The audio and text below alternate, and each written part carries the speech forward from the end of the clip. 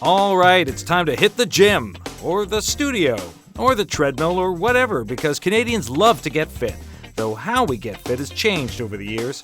From 5BX to CrossFit, it's time to sweat to the oldies and the newies with a little then versus now. After the Second World War, everything changed. Suddenly there was a strong middle class with free time. We could even eat in our cars. Faster than you can say suburban commute or office job, rural outdoorsy Canada had put a freshman 15 on its bones. And people started to notice. There is evidence that despite everything, people in Canada are not as fit as they might be. It is estimated that 34% of the male population of military age are unfit for military service.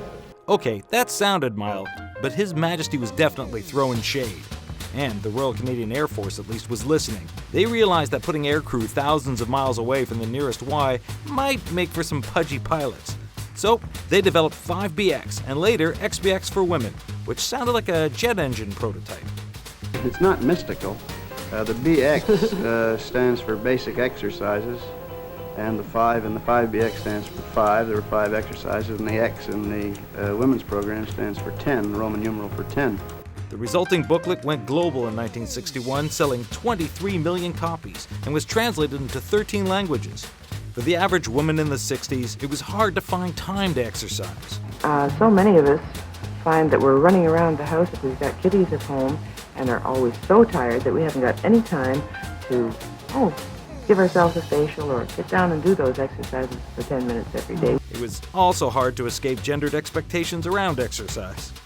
The latest thing was a mild program of stretching without warming up, a little potentially dangerous spinal flexion, and absolutely zero aerobic work. But neither royalty nor leotards was enough.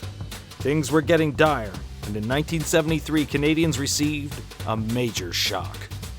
The average 30-year-old Canadian is in about the same physical shape as the average 60-year-old Swede. Swedes? In one devastating stroke, Participaction's kickoff campaign managed to get us outraged and off the couch. We got serious about getting our warrior pose right and are miles in. Runners live in their own world. They drink special lemonade at $1 a package. They read their own Bible, Runner's World magazine. Circulation this month, 300,000. Runners like to read about running. Also, runners gather in tribes and sacrifice their sweatbands to the goddess Artemis in hopes of a good harvest. If you couldn't run, you could aerobicize, and with aerobics came spandex. There was nothing subtle about the 80s. Every year brought a new trend that had doughy reporters scratching their heads. Even having a regular place to work out was strange and confusing.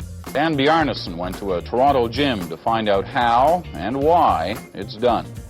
These zealots argue at great length that all this actually feels good. In fact, we didn't even need a gym. Trying to tighten that tummy with back-breaking, pain-making, time-taking, ordinary sit-ups? Now, work smarter with the Abdominizer. This genius product targeted just one area of your body and let the rest take care of itself. Thanks, Canadian Dr. Dennis Colanello. By the late 80s, there were thousands of ways to get in shape, but what to choose? Canada needed a fitness savior, and we got 2 of them. Body Break with Hal Johnson and Joanne McLeod. Hal Johnson and Joanne McLeod. So happy, so healthy. They were our peppy guides to good health and amazing mustaches. Look at that mustache. But in the 90s, just being fit didn't cut it. 90s fitness came with attitude. Skates became blades. Skis became boards. Skateboards became bigger skateboards. Aerobics wasn't enough, now you had to kick ass. Biking wasn't enough, now you had to bike harder. Free weights weren't enough, now you had to have a whole gym in your house. The more serious we became, the more intense the fitness fad. We took our food without carbs, our shoes with toes, and our yoga with extra heat. No longer did we stop the insanity. Stop the insanity! We embraced it. Come on, y'all. Push. Dig through, y'all. Come on. And the new millennium has been, if anything, even more intense. There isn't a place we won't work out. On a floor. On a pole. On a boot. Okay, I thought that was something else. It's the lack of carbs. And we've gone high-tech in the process. Today, health-conscious Canadians have taken workouts to a new level with circuit training programs like CrossFit. Yes, this high-intensity series of exercises that, wait a minute, Well, so if there's one thing we can learn from our fitness past, it's that everything comes back around. Good thing I kept my spandex leotard. See you on the beach, Canada.